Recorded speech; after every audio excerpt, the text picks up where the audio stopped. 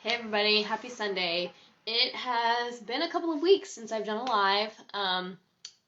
I just kind of had some other things on my mind last week, wanted to just kind of relax, take it easy, so I didn't get around to doing a live last week, but we're going to obviously be live right here today, and then there will be a Wednesday night live this week, as long as everything goes to plan, in terms of life. And all of that. So what we're going to do today is we're going to finish up the movies that I've watched in 2023 series. This will be part 3. And if you're watching this on YouTube, you can scroll down to see parts 1 and 2. And obviously, if you're on Instagram, you guys know what to do. But drop in the comments, let me know that you're here, and let me know if you have seen any of these movies. I did add 2 new movies to the list based on things that I've watched in the past week or so. So there have been a couple more recent to me movies, and obviously we've got some brand new releases for 2023 in here. Obviously you guys know we've got some older movies here as well. So we're gonna go ahead and jump right in to it so that we can hopefully finish off this series today. All right, the first one. Let me get up my Google search so I can show you guys the movie posters, and while I'm looking at all of that, I will go ahead and give my usual spiel. I'm Caitlin, I'm your geeky girlfriend, and if you're watching this on YouTube, like I said, welcome, thank you for stopping by. I hope if this video caught your interest, then you'll scroll through and check out some of my other videos as well, and if you're new here, you can hit that red button and subscribe. You can sign up for notifications. I have 2 other videos in this series, like I mentioned a second ago, of all the movies that I've watched in 2023, but I have other movie reviews on this page as well. I do book reviews here on this page, and then you can look forward to this Wednesday getting a pretty big unboxing of some kind. I did an unboxing in stories today, so you can go to my Instagram, check out my story, and then I have 2 other brands that I could unbox this week, so we'll see which one I decide to do on Wednesday, but make sure you tune in for that. You can find the replays of those videos here on Instagram on my profile or on YouTube as well. So the first movie is Runaway Bride. This movie was recently on Amazon Prime, so you were able to stream it for free if you had Amazon Prime. Some fun facts about the film. It was released in 1999. It is considered a rom-com, and it stars Richard Gere and Julia Roberts, who, in case you didn't know, were in Pretty Woman as well. So the two kind of come back together in a story that is this is not a sequel to Pretty Woman. This is it's just a coincidence that they got the same 2 actors.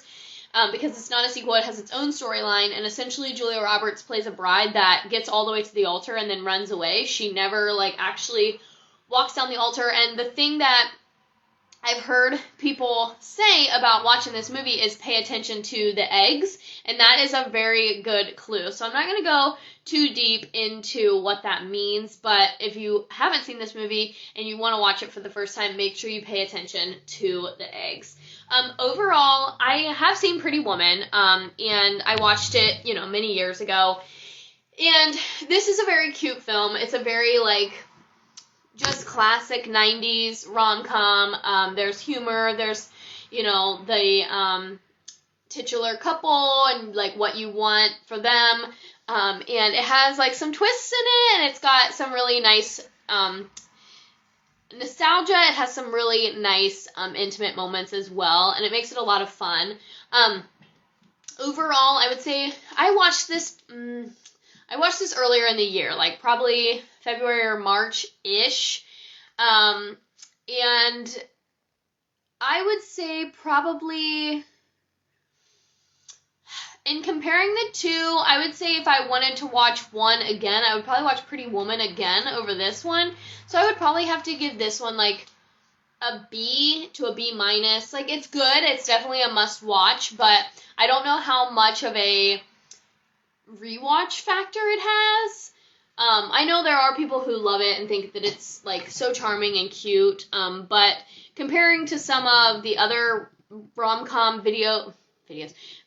movies that I like, this one isn't like one of my favorites, but it's not bad either. So a decent middle, but because it's Julia Roberts and Richard Gere and like their chemistry is so good, I feel bad giving it lower than a B-.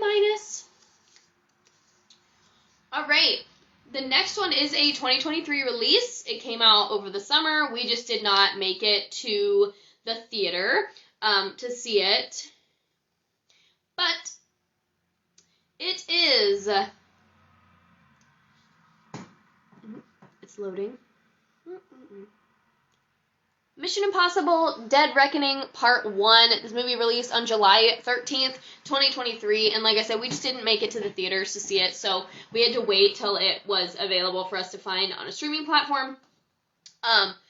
This is one of the better Mission Impossible movies that I've seen. I admittedly have not seen all of them. I want to say I started watching at Ghost Protocol. And then I saw everything after that. So Ghost Protocol, let's see. I have watched part of the first one. Mission Impossible movies in order. Let's see which ones.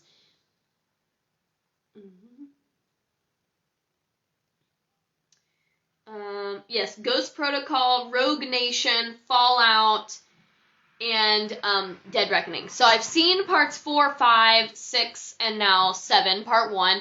And it says part 1 because they already know that they're going to make a Dead Reckoning part 2. And I will say that it does end where you're like, okay, there has to be a sequel.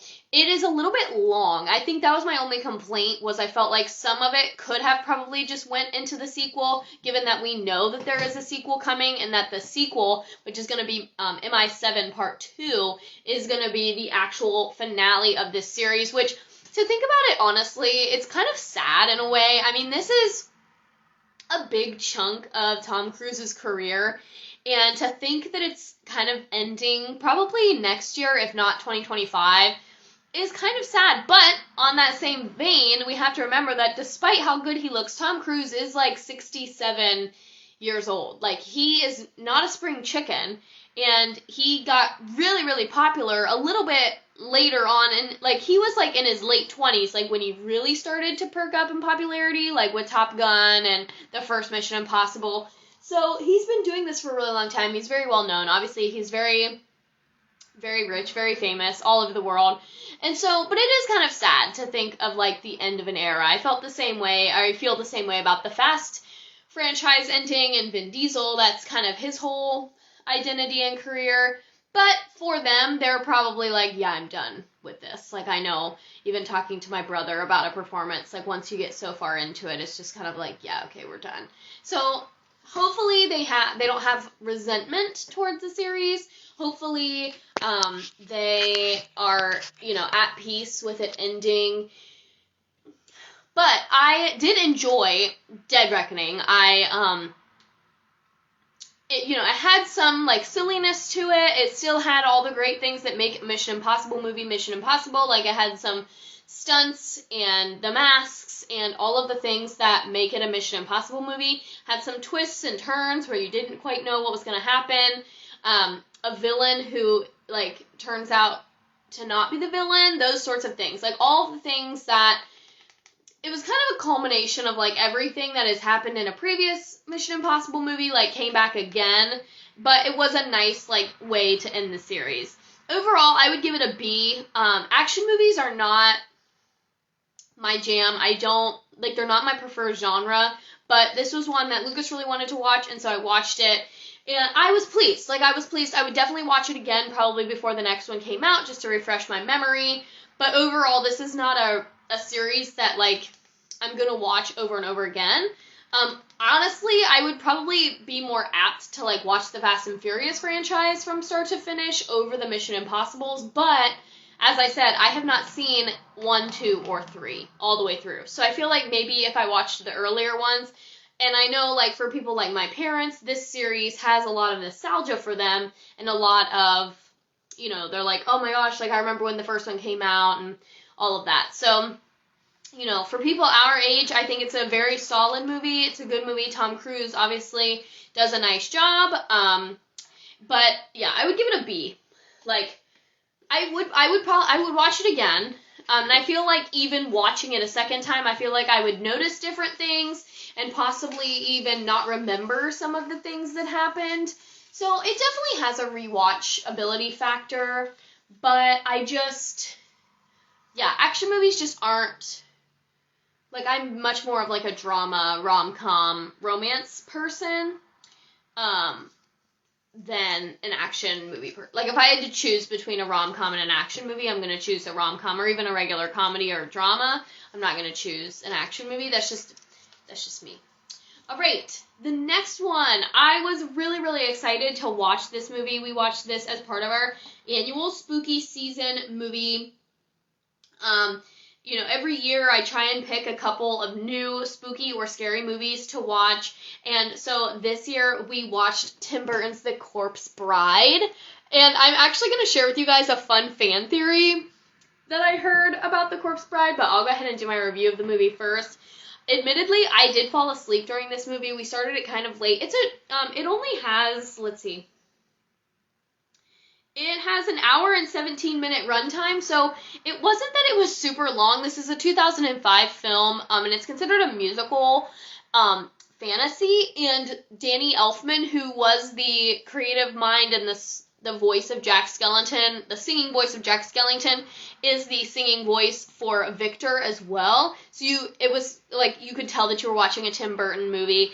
And Helena William Carter is in this movie as well, which was an interesting kind of fun thing that I was not expecting, but it was fun. It was a cute movie, a very cute concept. There is like some there is a twist in it. There is like some moral dilemma pieces in it, but it is at its heart a romance, and it is a lot of fun. There's like a little anti-hero villain, lots of anti-heroes throughout the whole movie, honestly. This is my husband's favorite Tim Burton movie, he says. Out of all the ones that we've watched together, he said that he enjoyed this one the most, which was kind of interesting since it was more of a musical. But we had watched Coraline like a couple of weeks before we watched this one, and he said that Coraline kind of gave him the heebie-jeebies. So he thought this one was cute and just like totally fanciful and not as creepy or scary as Coraline was, which I agree. Coraline is very, very intense and very dark in some aspects, but it's also very childlike in others. So I do get the understanding of that Coraline is an adult movie and not necessarily a kids movie. Like, just because it's an animated movie doesn't mean that it's made for kids. And that's kind of how we feel about Coraline. Like, we don't 100% agree that Coraline is a kids movie, but that's another discussion for another day. Johnny Depp is also in The Corpse Bride, and he plays Victor. So Johnny Depp is the speaking voice, and then Danny Elfman provides the singing vocals. And Danny Elfman, I believe, wrote the musical score as well. And it doesn't have as much music as Nightmare Before Christmas, but it does have some songs. So it was cute, but I fell asleep towards the end, so I missed a little bit. Like, I saw the climax, and then like a little bit after the climax, I fell asleep, and I woke up at the very end. So it did not keep my attention as much as I was hoping it would. However, I think that it's definitely, oh goodness, excuse me. This is definitely going to be one that I could see myself watching year after year on Halloween, as like a spooky, fun animated movie. It's right up there with like Hotel Transylvania, The Addams Family, Nightmare Before Christmas, Coraline, like all of the Frankenweenie, all of those like animated Tim Burton movies that are really good to watch during Halloween. Like, this one can definitely join the ranks. So for that reason, I give it a B. It's definitely not my favorite Tim Burton film. I would actually say that I like Coraline a little bit better, and then Nightmare Before Christmas is my favorite, but it definitely will hold its own amongst, and I do think that it is very family friendly. You could watch it with your kids, and even young children. Like, it's not overly creepy or scary. Like, it's more silly and fanciful. But I did see an interesting fan theory here on Instagram, actually, that all of Tim Burton's movies are related. So, like, Victor from Frankenweenie grows up and is Victor in the Corpse Bride, and then, like, you know, the events of the Corpse Bride happen, and then after he dies, he comes back as Jack Skellington. Like, his skeleton is Jack, the Pumpkin King, which would make sense given the vocals of everything, and, like, Frankenweenie is about a boy named Victor, and the Corpse Bride is about a character named Victor, and the dog, there's a dog in all three of those movies, and there's a theory that it's the same dog. Like, Zero in The Nightmare Before Christmas is Frankenweenie, is the skeleton dog from the Corpse Bride. So that was a pretty cool little theory that I saw here on Instagram, and I was like, wow, it makes sense. And I love geeky stuff like that, so I'll share that little snippet with all of you. Okay, the next one that we're going to talk about was another, I don't know if it was an Amazon original or who originally, it says you can watch the next one on Tubi, Plex, YouTube, Prime Video, YouTube TV. Alright, and it is this comedy called Get a Job, starring Miles Teller and Anna Kendrick. And there are other people, like, there are some other bigger name actors in it as well, but those were the main stars, and we were just looking for something to watch. We were seeing what we could watch on Prime Video, because as you know, Prime Video is free, and they have a lot of free, like, if you're a Amazon Prime subscriber, you can get Prime Video for free, and they have several selections of videos that they rotate, you know, every couple of weeks or so that you can watch for free. And this one was one of them that you could watch for free, and it sounds like it's still on there and is still available.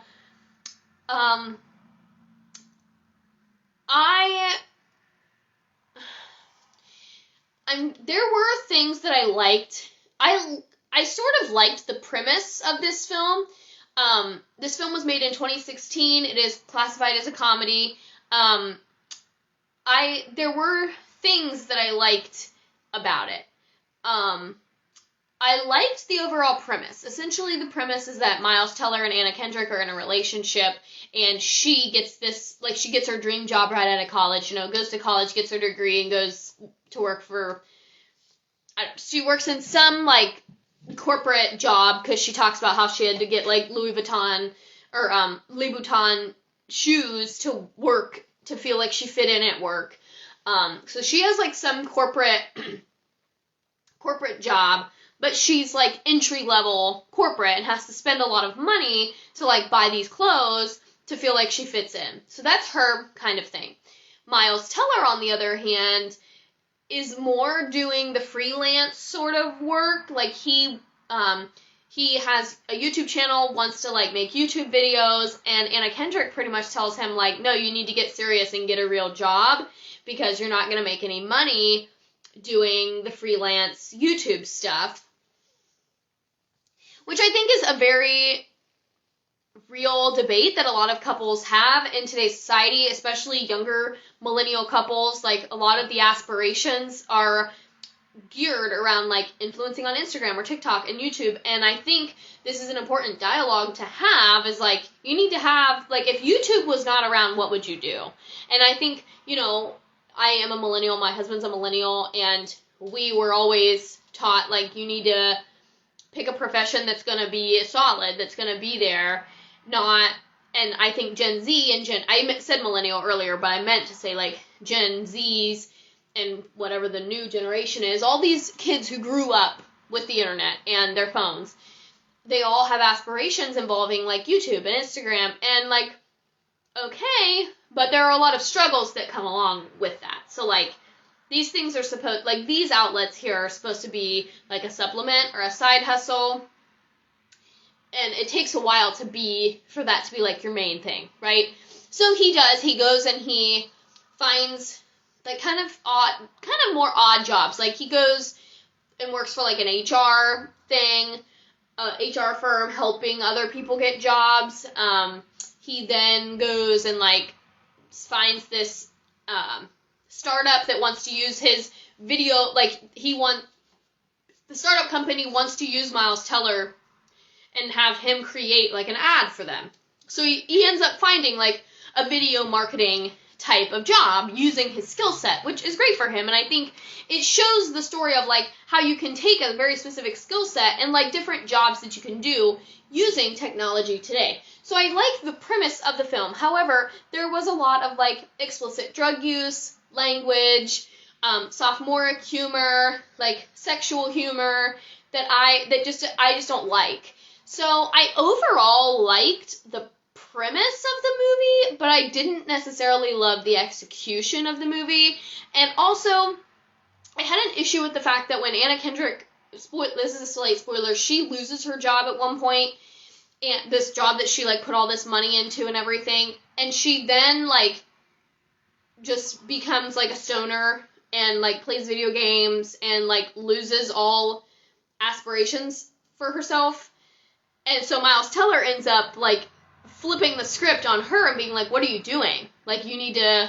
So, like, in a way, I guess I kind of liked it, but I also was like, I don't know how super realistic that is. Like, if that was me, that would not be my go-to. Like, if I was depressed or going through a hard time, I would be sleeping and crying and doing... Like, I wouldn't... So it was just, I don't know. It wouldn't be my...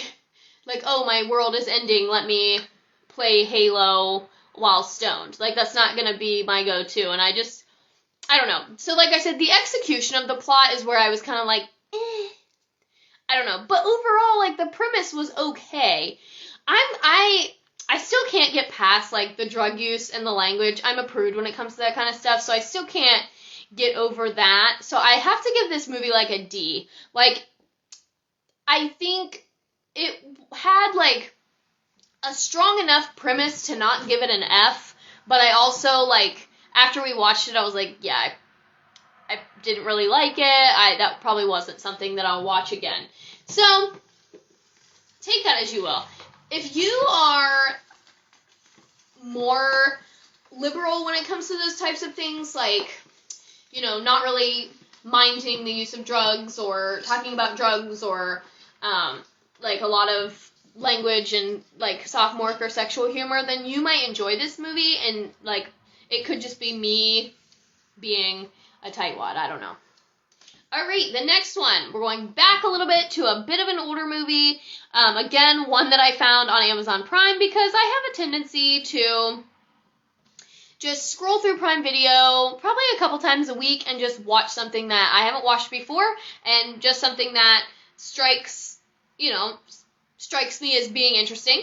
So the next movie is When a Stranger Calls. This is a 2006 thriller movie, and it's considered to be horror, but I would not consider it a horror. I would say more suspense thriller. It's also considered teen, which is interesting. It's rated PG-13. It's an hour and 27 minutes long, and according to Google, you can watch it on YouTube, YouTube TV, Vudu, and Amazon Prime Video. This one was pretty good. I enjoyed this movie. It was kind of a mix of, like, a bunch of different thriller movies. Like, you had a little bit of pieces of Scream. You had little pieces of, like, a slasher movie thrown in there. I think there's a movie called, like, The Babysitter or something. So you had a little snippets of that. It gave me Breaking In with Gabrielle Union vibes, which I love that movie. I watched that movie before I started this channel, and that is a great movie. I highly recommend Breaking In with Gabrielle Union.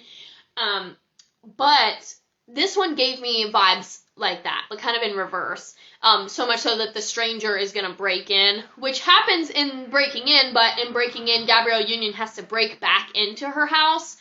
And it is a very, very interesting movie. While we're on the subject of thriller and horror type movies, if you have not watched The Call with Halle Berry, it is a phenomenal thriller suspense movie. It is not spooky or like you could watch it any time of the year. It's not like specific to Halloween by any means. It is a phenomenal movie, and is it Anna Sophia Robb? I think Anna Sophia Robb is in it as well. And it is, like, from Bridge to Terabithia and Soul Surfer, like, that Anna Sophia Robb. And it is phenomenal. And this one When a Stranger Calls gives me kind of the same vibes. I was definitely on the edge of my seat for a little bit. And it is crazy to think, like, I mean, I feel like if I was at somebody else's house, I would have those same feelings. So it's kind of a more of a realistic movie, I feel like. And I really enjoyed it. For it to be like an older movie, it was good. So the premise is that she's supposed to be like a sophomore, I think, because she doesn't have her driver's license. So she gets grounded and she loses her cell phone privileges. And she's a babysitter, so she's going to babysit for this, like, richer family who lives, like, 25 minutes away from, it's like a friend of her mom's or something, and she goes, and when she gets there, the kids are already asleep, and parents say, like, oh, please, keep it down while you're watching them, because we don't want them to wake up, and blah, blah, blah. Well, while she's babysitting, she gets these phone calls at the landline, one from the guy that she's talking to, one from her friend, and so she keeps answering the phone because people keep calling, and she gave the number. Well, then a stranger calls, and he keeps calling again, like Scream. Very similar opening, with the, oh, what's your favorite scary movie, and, like, what are you doing right now, and I can see you, and, she leaves the house for a period of time, comes back in, she, like, hears the stranger come in, but doesn't know where he is. So it definitely has those moments of, like, being on the edge of your seat. And this movie also probably could have had a sequel, but my guess is it didn't do very well because you don't hear a lot about it. But there definitely could have been a sequel for this movie. Because, spoiler, like, the stranger doesn't die. Like, she doesn't kill him. So, kind of in a Halloween sort of way, the movie ends with her knowing that he's still out there and, like, could come find her, and because he wants to finish the job, because he normally does kill everybody in the house that he breaks into, and they escaped. So it kind of has that Halloween aspect, too, where you're like, like, he could come and find her. So it was very good. I really enjoyed it. I watched it by myself, and I was, like, on the edge of my seat. It was good. I enjoyed it. For it to be, like, an older movie, like I said. I would definitely give this, like, probably an A. Like, I love Halloween, and it's my favorite holiday, but I don't watch a lot of scary movies because I am a little bit of a chicken, and I tried to watch The Conjuring once with we were staying at a hotel, and The Conjuring was on, and so we had the lights off, and I was freaked. I was spooked. And I like to watch thriller movies, but, like, I like to watch them, like, during the day with the lights on, because I'm a chicken. But I like suspense thrillers. I'll do suspense thrillers, but horror, it just depends on the horror. Like, I've seen the first 2 Saw movies, and, like, so some of them I can do. And, like, the Saw ones even, I would feel like those are a little bit more suspense thriller than horror, with, like, a few exceptions here and there. Like, there are moments of the Saw movies that are horror, but I would consider those more suspense thriller. Like, they definitely just mess with your mind. But, like, The Zodiac is a very popular thriller movie, and I've never watched that all the way through. So, like, I can do the suspense thriller ones, and this one definitely fit the bill. Like, I was on the edge of my seat, but it wasn't overly scary. There were some very intense moments, but I was not, so I would give it an A. I enjoyed it. Would I watch it again? I don't know, because I know how it ends, so I don't know if I would watch it again, but it was truly a thrill watching it. The next one is similar. It's another, like, suspense thriller, not necessarily a horror movie, but it is Megan. Let me show you guys. And Megan is a 2022 movie. You can watch this on Amazon Prime as well. This one is an hour and 42 minutes. This one is considered a sci-fi horror movie. I would say this one was more horror than When a Stranger Calls. But also not, really.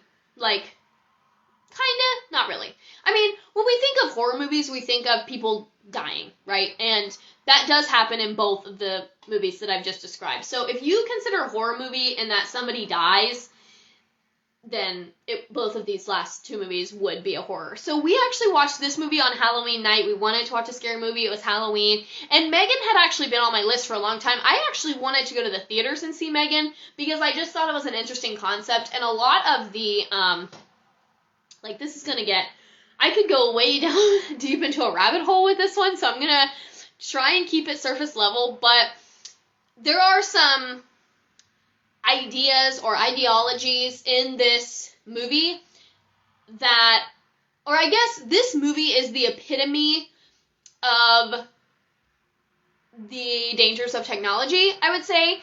And there are several things mentioned in the movie that I'm like, yeah, wonder why. So this is the movie, essentially, this movie is the story of when AI gets too powerful, which, like I said, I could go way down deep in a rabbit hole here. We're going to keep it surface level, but I personally believe that our society is heading towards things like this happening in real life because we're constantly developing this new technology that we as humans don't understand, and that is what happens in Megan. In Megan, this toy developer ends up taking in her niece due to a tragic event, and in order to try and cheer her up, she,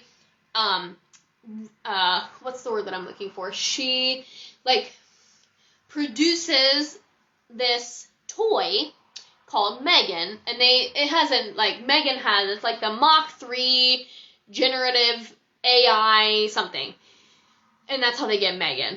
And it is a doll powered by AI, artificial intelligence, that is designed to link and pair with a specific child, and then, essentially like an American Girl doll, but on steroids, because Megan is, full size, she's the size of a regular kid, so instead of a doll, she's, full-size kid, and you can take her everywhere with you, she can have conversations, she can cook, she can clean, she can tell you, and there's this whole spiel in the movie about why Megan is, the best toy, and there are lots of other technologies in the movie that are discussed that I'm like, yeah, that's pretty much where we're at with technology right now, and it is almost scary. That's almost what makes it scary, is that we're, as a society, moving towards the track of Megan. That's just, again, I could go way down deep in a rabbit hole here, so we're going to just leave it surface level, but my husband and I both really enjoyed this movie. This was something that was very much up his alley. He likes sci-fi thrillers. He's very into, the AI and robotics, following the trends of all of it and stuff. So this was something that had been on my list to watch for a while, and then as soon as it got started, he was pretty into it as well. And there were definitely shocks and twists in the movie that we were not expecting, and overall, I give it an A. I think, I definitely think it is worth the watch. I think it is a good movie to watch right now in society to kind of see the possible dangers of our inventions. But also, this is another one that I don't know if I could watch it again, but maybe. I feel like I could watch this one again more than I could watch When a Stranger Calls, because I feel like I wouldn't be, when I was watching Megan for the first time, I was, really on the edge of my seat, what's gonna happen, what's gonna happen, what's gonna happen? And I feel like I could sit back and relax and enjoy it a little bit more, watching it over and over again. So I give it an A as well. I think it was well done, I think it was well made, and I think the actress who plays Megan, it does a really good job. And some of what she did is CGI, but it is an interesting movie, and I think it's great. Alright, the next one that I'm going to review is actually the one that I watched most recently, and I just watched it, I want to say Thursday night, maybe, and that is The Dawn of the Planet of the Apes, and we're talking about the 2014 one, starring Andy Serkis as Caesar the Ape, and this is actually the sequel to Rise of the Planet of the Apes, starring James Franco and Andy Serkis. And I had already seen that one, but I didn't really remember it. So we rewatched Rise. I think we watched Rise like Tuesday night of last week, and then watched Dawn a couple of nights later, and it was good. I get very Roman Empire, Julius Caesar, Brutus vibes throughout this one. And if you know the Rise of the Planet of the Apes, then you understand that Caesar is an ape who was raised in captivity, raised actually domestically by James Franco during the first movie, and then he gets into a domestic dispute with James Franco's neighbor, because in the first movie, the whole premise of, spoiler, the whole premise of the Rise of the Planet of the Apes is that James Franco's character in the first one is a scientist working on an Alzheimer's treatment, because his dad is suffering from Alzheimer's, and he's trying to develop a drug that will cure or at least inhibit the effects of Alzheimer's, kind of slow them down, and they're doing animal testing. Well, the lab gets the testing gets shut down due to what they think is an error with one of the apes. Like, they think that the drug causes one of the apes to have this emotional outburst and this, rampage, and they find out later that that's not what caused her rampage, and I won't spoil that for you, but essentially the testing gets shut down, and they're ordered to kill all of the apes, which is very sad. But James Franco takes one home because it's a baby and he doesn't want to kill it. And so the baby and then he names him Caesar and raises him in his home, in the attic of his home, feeds him human food, teaches him sign language, and because Caesar's mother was injected with the drug because she was one of the animals in testing, he then reaps the benefits and by the end of the first film, Caesar is actually able to speak. He is able to communicate via sign language. He's able to manipulate doors and levers and even weapons. And because he is genetically predisposed / genetically modified to have a superior IQ level. So that's the first one. And then he gets into a domestic dispute, Caesar does. Again, this is all the first one still. I have to give you this little background because it leads into the premise of the second one. So Caesar gets into a domestic dispute with James Franco's neighbor because James Franco's father in the film, has a memory lapse because of his Alzheimer's and wrecks a car. And so Caesar, being very protective over James Franco and his family, gets into a domestic dispute with the neighbor and causes him physical harm. So then Caesar is court ordered to go to this primate sanctuary, which is not a sanctuary at all, and Caesar gets mad. And this is an interesting movie too, the first one, because it does toy, you see the bond between Caesar and James Franco, and Caesar learning what trust means, dealing with the separation anxiety, dealing with the being an animal but being treated as a pet, and having to rediscover his wild instincts. And it's a very interesting film, zoologically, biologically, scientific. It's just an interesting film, kind of how they portrayed the monkeys and the apes. But going back, so he goes to the sanctuary, and he obviously is around all these other apes and monkeys of all different kinds. Chimpanzees, gorillas, orangutans, and they're all in this sanctuary, which, fun fact, Tom Felton also is in this movie from, as we know, Draco Malfoy. He actually is in this movie too, which was a fun surprise. And then Caesar essentially helps all of the apes break out of the sanctuary, and that is how we get the Rise of the Planet of the Apes, and they go to the Redwood Forest and create a new home for themselves.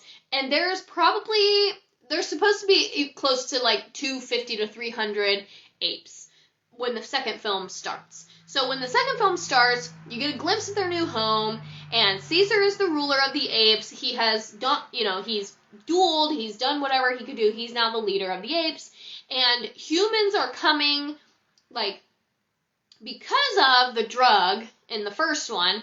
Like, if humans are exposed to the drug, well, the drug that was developed in the first one had side effects.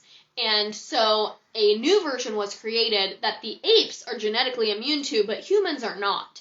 So some humans are. Like, and let me tell you, watching this movie now in 2023, this movie was made in 2016, and it literally described everything that we went through with COVID.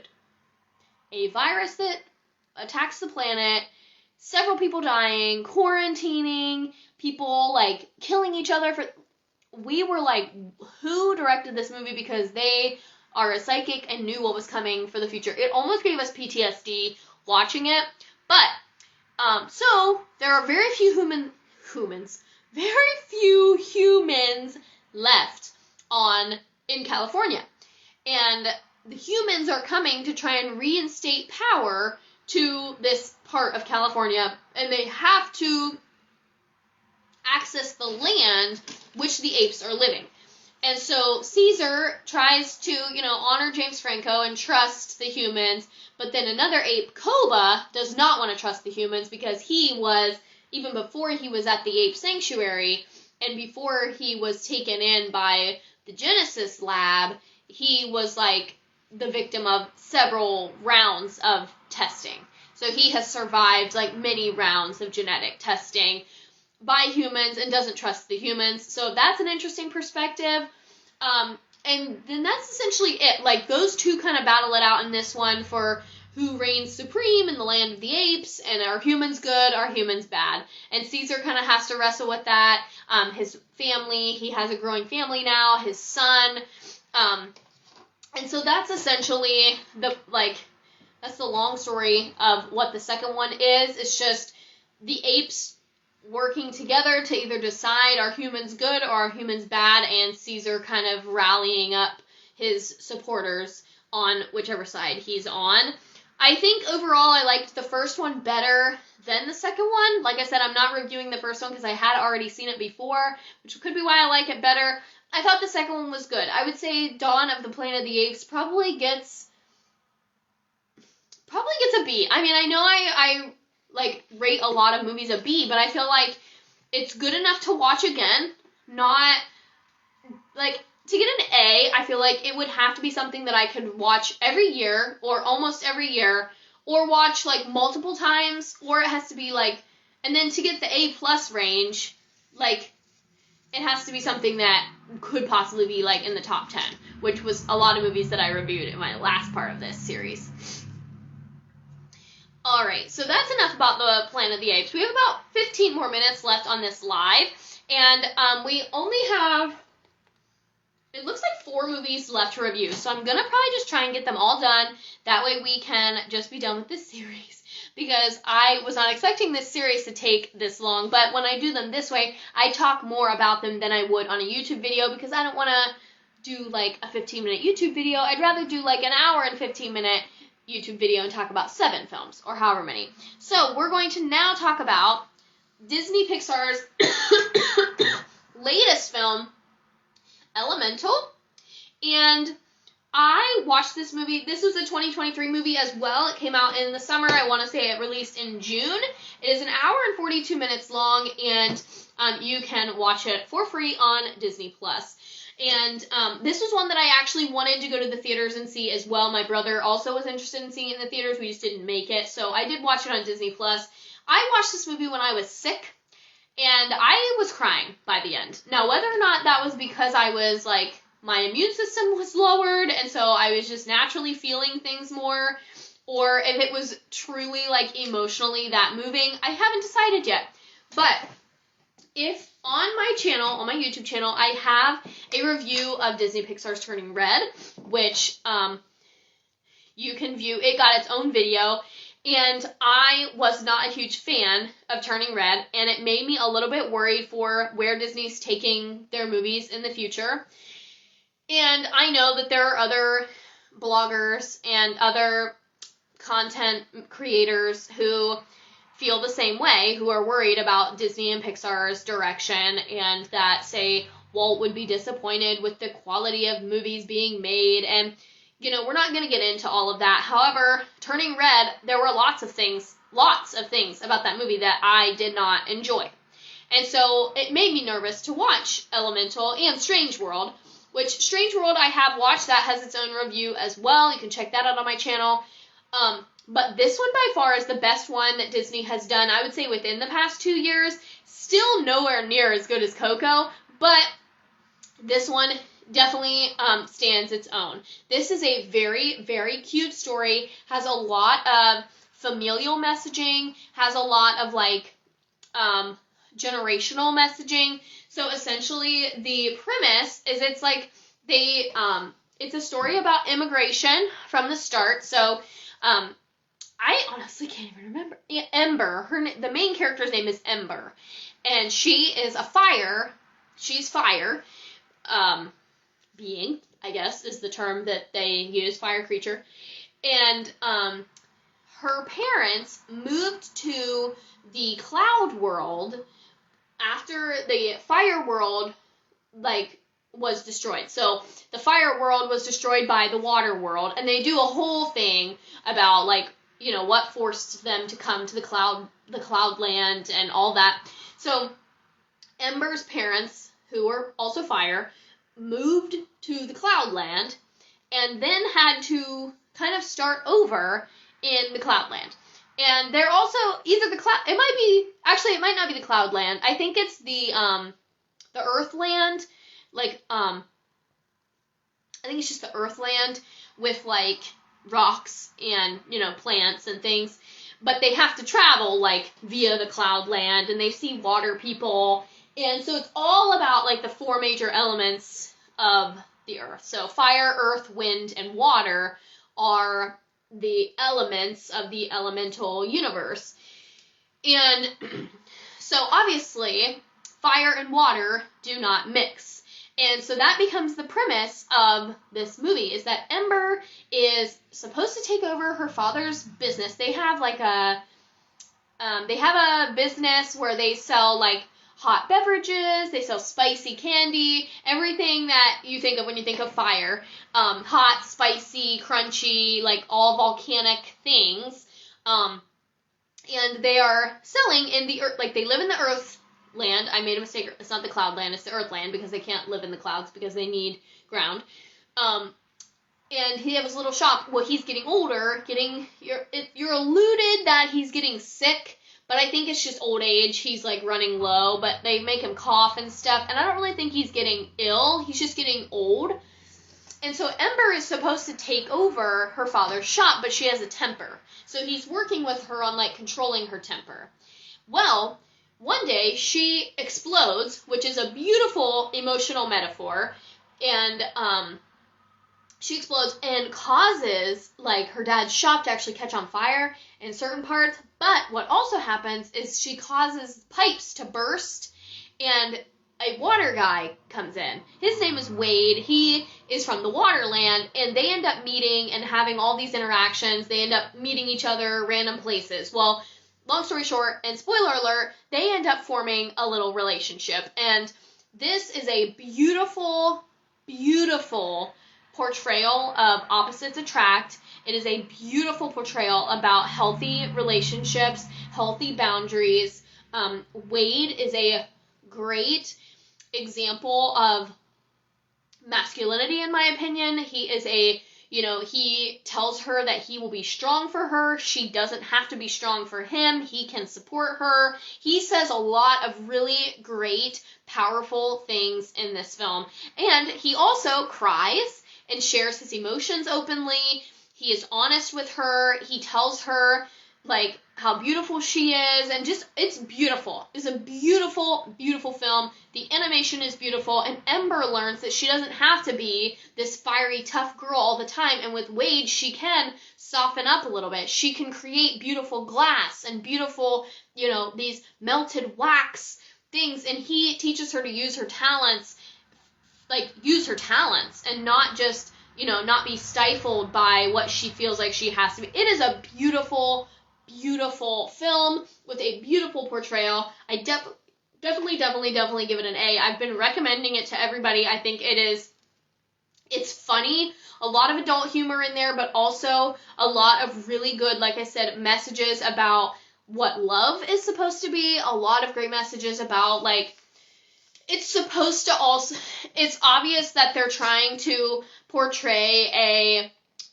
diverse relationship, i.e., like, it's supposed to be, like, biracial because they're both from different cultures or different backgrounds. So they are trying to push that message, but I think it's done very tastefully, and I think it's done very, very well. I really, really enjoyed this movie. Like I said, I think the animation is beautiful. I think some of the language that's shared between Ember and Wade is really powerful, and it is a very good film. I highly, highly recommend, and it is definitely one that I will watch again. It is very good. And it has a good cast, too. There's a lot of, like, hidden guest stars kind of in there, and that makes it fun, too. It makes it fun to kind of search the voices. Alright. We only have 2 movies left. We're going to try and move quickly through them so I can finish up this series. The next one I mentioned briefly, but I didn't actually review it, and I've also already reviewed the sequel, so if you want to check out my review of the sequel, go back and watch my first part to this series. We're going to talk about the Addams Family from 2019. This is the one starring Chloe Grace Moretz as Wednesday Addams. This is a really funny movie. I actually had not seen that the Addams Family series or the Addams Family movie that was originally made. I only have seen this one. It's cute. Again, lots of big name artists and stars are in this. Like, Snoop Dogg plays Cousin It's hilarious. And just, like, random things like that. Essentially, Wednesday, she goes to real school, meets a human, like a real human, wants to bring her home for dinner. Her mom, like, tries to come in and buy the Addams Family house because she's a real estate agent, and it's just chaos and funniness. This is cute. It's not as good as Hotel Transylvania, in my opinion. So for that reason, I probably have to give it like a B- or maybe even a C. It's a very cute and charming film, a good introduction to the Addams Family. But the Addams Family is very friendly. So this could just be another one on your collection. But I think that Hotel Transylvania is better. Especially, and I feel like the Addams Family sequel is a bit of a ripoff of Hotel Transylvania 3. So I feel like Hotel Transylvania came first, and it's the better one. But the Addams Family is cute. Like, the original, or the 2019 animated movie is cute. But I probably would give it, yeah, I'd probably have to say a C. Like, I've only watched it one time. It was cute. And would I watch it again? Yeah, if my kids were interested or something, you know, because it is an animated movie, we'll probably own it, I would say, because I have a tendency for buying a lot of animated movies. So I can see us possibly owning it in the future, but would we watch it all the time? Probably not. I can see it being maybe a Halloween thing. That's about it. The last one, you guys, and this one is one that was a real surprise to me. I did not think that I was going to like it. So for those who don't know, my favorite Pixar movie is Coco, and around the same time that Coco came out, we got this other movie by, let me see, I forget who did, oh, it's Fox, which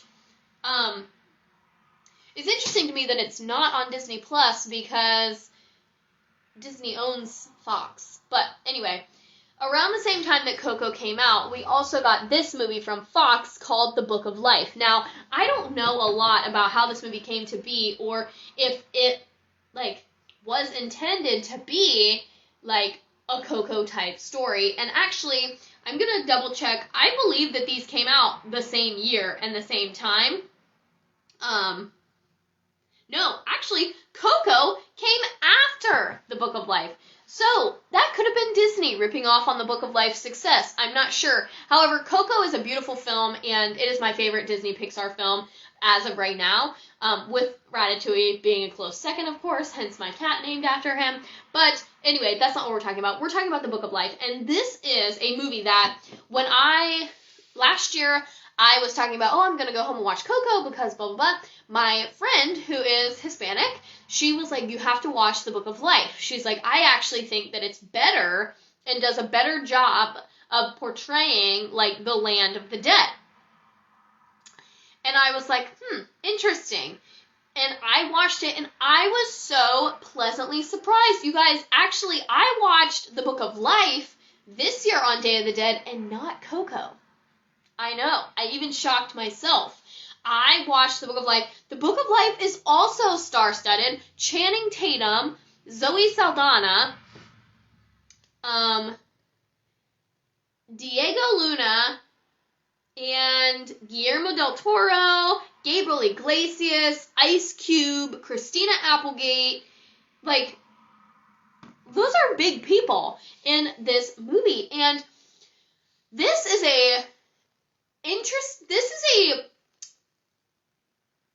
I would say this one has more religious heritage than Coco. This one very blatantly references, like, what's supposed to be heaven and hell, or the land of the living and the land of the dead. The land of the lost, or like the land of the dead, or the land of the remembered, and the land of the forgotten, which Coco does a little bit of that. Coco mentions the land of the forgotten, or mentions the forgotten souls, but it more explicitly talks about the land of the remembered and the process of being remembered. The Book of Life goes way more into detail about, like, the land of the forgotten and the land of the remembered, and the land of the forgotten has a ruler, and his name is, like, I don't think it's Zangief, but that's what's coming to my head. Something with a Z. And he's the ruler of the land of the forgotten. And he was once in love with the leader of the land of the remembered. And so they go through this whole, and it goes way into detail about, like, traveling between. There's, like, a part where not Miguel, that's from Coco. What's his name? I have to look it up. And I just watched the movie. Manolo is the main, there's two. It's like Manolo and Joaquin are, like, both fighting over the same girl, who's Zoe Saldana, Maria. And Manolo travels, like, he ends up dying, goes to the land of the dead, or the land of the remembered, and then ends up, like, being threatened to go to the land of the forgotten. Like, it is very, very intense. And the leader of the land of the forgotten, like, he cheats and he lies, and so, like, all the things that the devil traditionally does. So there are a lot of religious references in the Book of Life that the Disney version of Coco didn't quite go there. They more so made it this, musical journey through the land of the dead. And both of them, like, both films are great. They are a beautiful, historically and culturally relevant and accurate portrayal of the Day of the Dead, this beautiful holiday of the Mexican people.